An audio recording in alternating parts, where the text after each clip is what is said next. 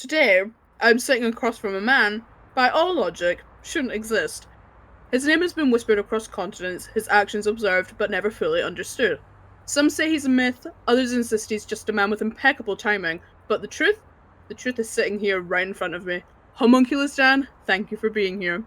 I wouldn't thank me just yet. You don't do interviews, you don't do publicity. Why are you talking to me now? Conversation isn't publicity, it's just that, conversation. That's an interesting distinction. So, you don't see yourself as someone with a story to tell? Stories are for people who want to be remembered. I'm just passing through. But people do remember you. Your name has been tied to events all over the world. You've been spotted in Tokyo, Brussels, Texas, Taiwan, always in moments where something is about to go very, very wrong. That's not a coincidence. Neither is gravity, but people don't question that. So, you're saying there's a pattern? These things, accidents, disasters, near misses, they can be predicted. Anything can be predicted if you know what to look for, and most people don't. So, tell me about earlier today. You were seen in Melrose where a black Labrador Alfie ran into traffic. Witnesses say you pulled him back seconds before a van could hit him. Walk me through that moment. Some things happen slower than people think. And you see the leash slip, the grip loosen. You hear the sound that makes the dog spook before it even moves. And the moment it stretches in time, and in that stretch, you have to make a choice. But most people wouldn't have reacted in time. They would have just stood there helpless. Most people aren't paying attention. And you are? I always am. You didn't stay. The woman barely had time to register what happened before you were gone. Why not let people thank you? Gratitude is a distraction. That's a bit cold, don't you think? It's only practical. Speaking of practical, tell me about Brian Donaldson, the man people believe coordinates your movements. Is he real?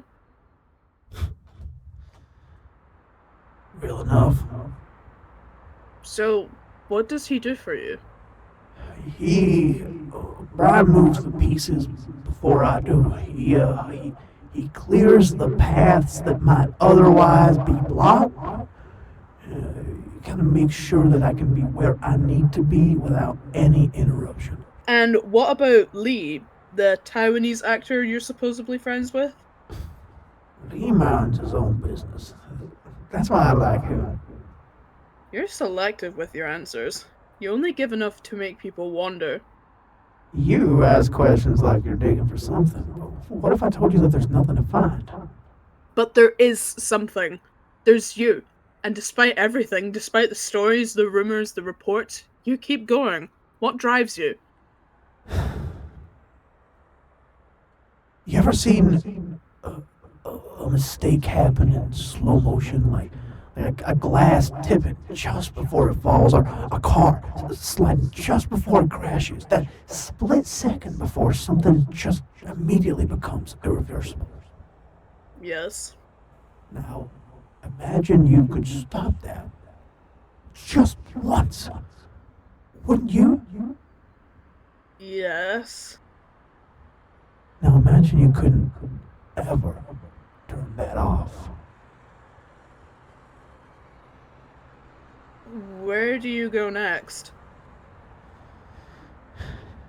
London, 6:30. In Soho?